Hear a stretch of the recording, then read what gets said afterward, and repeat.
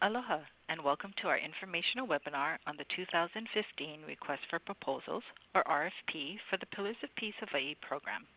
My name is Robbie Kane, and I am the Program Director for Intermediary Initiatives at the Hawaii Community Foundation. This webinar will provide you an overview of our Pillars of Peace program and cover the purpose of this particular RFP, including highlights such as the objectives and key requirements. We will also go through some tips to help you with the online application and provide you with some resources for additional information. What we will not be doing is going through the RFP in detail. If you don't already have a copy of the RFP, it is available on our website at pillarsofpeacehawaii.org or through the Hawaii Community Foundation.org's Grant Opportunities section for nonprofits. So let's begin. The visit to Hawaii by His Holiness the Dalai Lama in April 2012 marked the launch of a new initiative for the Hawaii Community Foundation called Pillars of Peace Hawaii, Building Peace on a Foundation of Aloha. A cornerstone of the program is an ongoing series of visits by prominent peace leaders, which to date have also included World Peace Games creator John Hunter, Myanmar's Aung San Suu Kyi, and representatives of the elders, including Archbishop Desmond Tutu, former Prime Minister of Norway, Guru Harlem Brundtland, and human rights advocate Hina Jalani from Pakistan. Each visit offers the remarkable opportunity to impart lessons from Hawaii while also absorbing the wisdom that these leaders have to share from their own cultures and experiences. Ultimately, Pillars of Peace aims to be a catalyst for understanding more about the roles of compassion, diversity, and culture in the practice of peace, and to encourage our community to engage in acts of peace and aloha in our daily lives. These visits have been extremely successful, but have often been the case of preaching to the choir, and more passive than proactive. So while they will continue to be a part of this initiative, we are also building a program to reach more of Hawaii's youth with direct services. As we considered this new direction, we started with an effort to address bullying and other negative and aggressive behaviors in our schools. After all, there is a lot of evidence about the seriousness of this problem. However, as we continued to do our research, it became clearer that while there is some benefit to the anti-bullying efforts, the longer-term and more systemic impacts have come from the pro-compassion and mindfulness work and from work that has begun at a young age. We believe that the more effective programs influence behavior and values, shifting the focus towards compassion, mindfulness, kindness, empathy, peace, and aloha. This new program, then, is designed to support the implementation of evidence-based social and emotional learning, or SEL, best practice programs in our schools, to support those who have a good understanding of the population they serve, who have identified a viable best practice to instill these positive behaviors and values, and who have a solid plan to implement the programs into their school setting.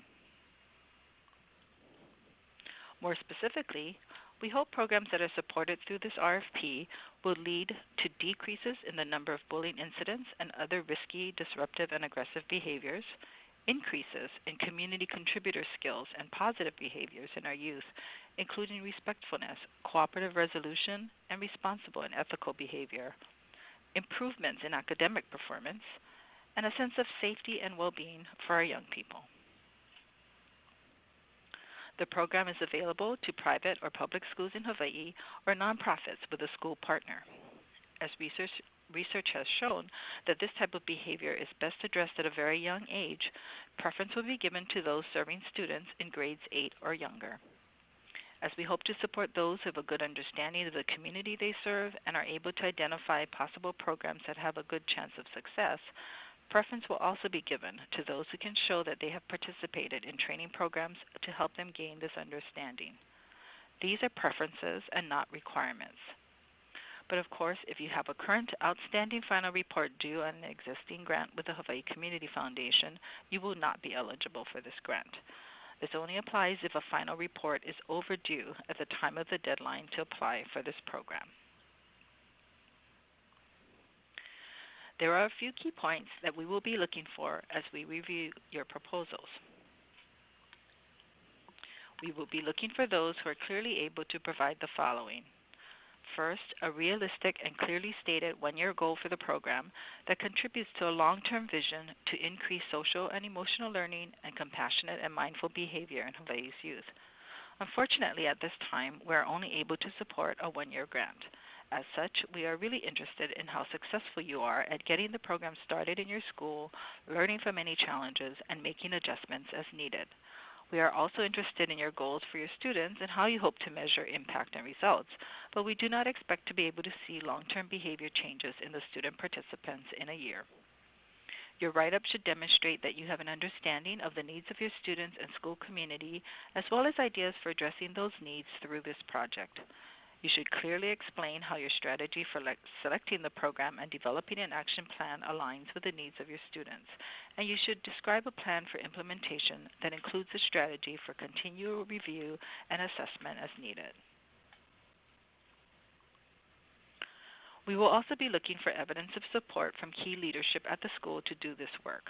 This could be in the form of a letter from the principal or submission of the proposal from the principal or other school administrator. The leadership team for a project like this is critical, so we want a good understanding of who the key players are.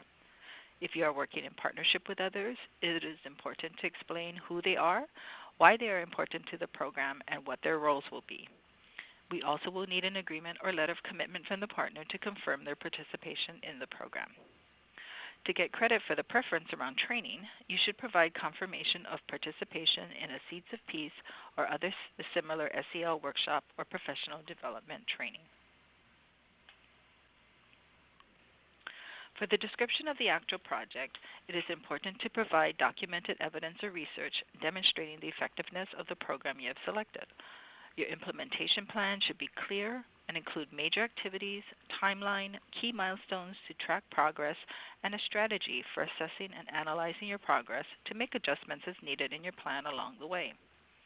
And while for this year success does not specifically equate to significant changes in student behavior, it is important that you have a plan in place for collecting and reporting data and that you identify clear and applicable targeted outcomes and measures of success, including ones you may hope for in the future, what you might hope to see in terms of impact on your students if you were able to continue your program over time. Your proposed results should be ambitious but attainable. The budget should be realistic and costs must be related to implementing the project. Importantly, the project budget cannot be used to supplant other school funds. And if funds are being requested for a consultant, a statement of qualifications and scope of work developed by the consultant must be included as part of the proposal. Please read through the RFP for more information about our evaluation parameters, as well as the type of information required with your submission. As you work on your proposal, if you need additional information about SEL programs, you may want to check out some of these resources. Seeds of Peace is a training program for educators and community members that helps participants develop strategies to address their specific needs. The site includes a toolkit with examples of ideas and programs to address various desired behaviors. The Collaborative for Academic, Social, and Emotional Learning, CASEL, provides a great overview of SEL programs, including research on the field. We have summarized some of this research in the addendum to the RFP that is also available on our website. And if you want to learn more about the Pillars of Peace program of the Hawaii Community Foundation, you may want to check out the Pillars of Peace Hawaii website. On to the application process itself. This is an online application. You are only able to apply through our nonprofit gateway system. This is a screenshot of the entry page into the system. If you are a new user, click on New User Registration to set up your account. And this is a very important warning. This process may take up to 2 days. We highly recommend that you request your account early to allow adequate time to complete the proposal before the submission deadline. You can always work on answering the questions separately in a Word document while you wait for your login information, and then cut and paste in your answers once you are able to access your account. And for schools especially, you may want to check to see if someone else at your school already has an account established with us. It may save you some time if an account has already been established for your organization. As you complete your application, here are some helpful tips. Start early, so if you have any questions, you can get in touch with us. Please take the time to read through the RFP to be sure you understand all of the requirements. Proposals missing any applicable required attachments will not be reviewed, so please be sure to check the list of attachments needed and follow the file naming protocol to be sure we don't mistake a document for something else.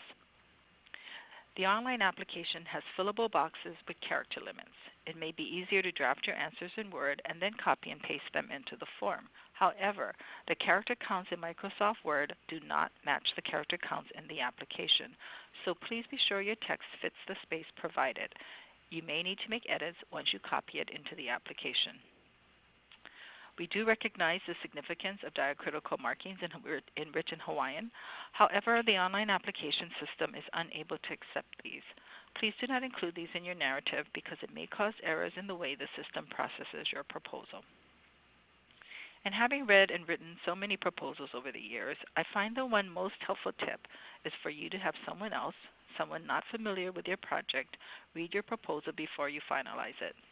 Because we are so invested in our project, we often think we are being very clear, when in actuality we are not clear at all. You have very limited space to answer the application questions, so it's important to be as precise and concise as possible. Most importantly, the deadline to apply is tax day, April 15, 4 p.m. Hawaii time. We will not be able to accept late proposals or incomplete ones. And finally, for more information, please contact me or Amy Chamberlain as noted on the screen. I hope this has been helpful. Best wishes to you and good luck on your application, and please do not hesitate to contact us should you have any questions. Mahalo and aloha.